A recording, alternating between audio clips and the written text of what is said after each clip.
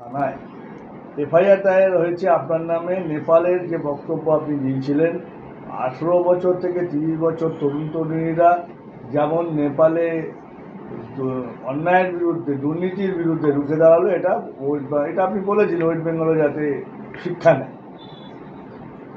আমি স্পষ্ট ভাষায় বলেছি, এখনও বলে দিচ্ছি আবার, নেপালে বাংলা থেকে 10% করাপশান হয়েছে। বেকারত্ব বেড়ে নেই, বেকারত্ব অনেক আছে। 10% এখান থেকে, এখানে অনুপাতে, এখানকার রেশিওতে মাত্র 10% ওখানে করাপশান ছিল। সেখানে ওখানকার যুব সমাজ 18 থেকে 30 বছরের ছেলে মেয়েরা রাস্তায় নেমে গণ অভ্যুত্থান করলো, সরকার পাল্টে দিল।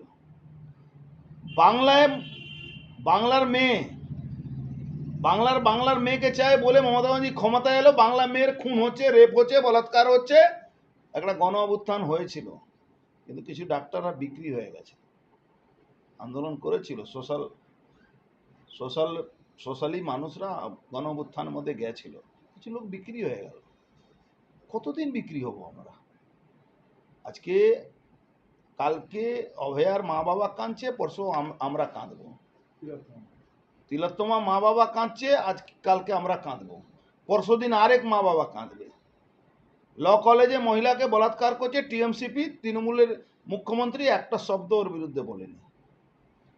রবীন্দ্রনাথ ঠাকুরের পুড়িয়ে দিচ্ছে, ছবি পুড়িয়ে দিচ্ছে, একটা তৃণমূল কংগ্রেসের মুখ্যমন্ত্রী কিছু বলছেন না। নেপাল যেটা বুঝতে পেরেছে, করাপশন, চাকরি হারা মানুষ, এখানে হাজার হাজার লোকের চাকরি চলে যায়, চাকরি নেই। 1.5 কোটির উপরে পরিযায়ী শ্রমিক আছে। কতদিন বরদাস্ত করবে বাংলার যুব সমাজ? তাকে যদি জাগরণের জন্য বলেছি, কোনো ভুল কথা বলেনি, কিন্তু আমি কোনো কোথাও এই যে এফআইআর আমার নামে করেছে, আর 400 না করলে আমার মান সম্মান থাকবে না। পার্থভূমিকে চ্যালেঞ্জ করছি, মমতা ব্যানার্জিকে বলে 400 থানা আমার নামে এফআইআর করো, কিচ্ছু যায় আসে না।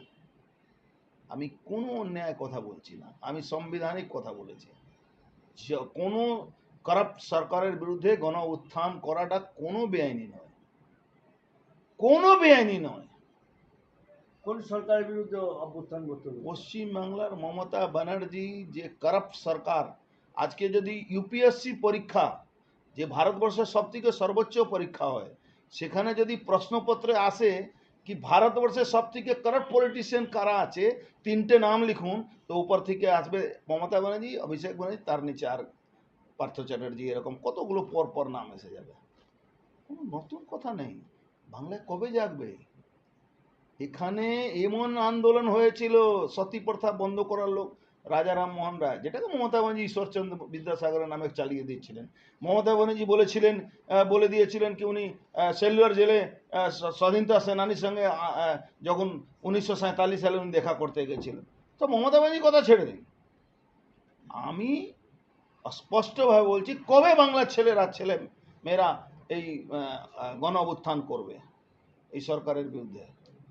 একটা পলিটিক্যাল লোক কোনো আন্দোলন করলে কথা উঠবে কি পলিটিক্স করছে, কিন্তু গণ অভ্যুত্থান হয়ে আজকে যত দেখুন, সব সিপিএমের কমিউনিস্ট মাল ছিল ওখানে, যাদেরকে তাড়া করেছে ওখান থেকে নেপালে।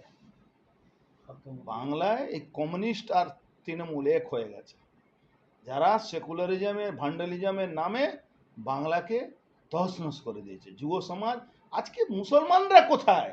পরিযায়ী শ্রমিক হয়ে বউ বাচ্চাকে ছেড়ে যেতে হচ্ছে অন্য জায়গায়।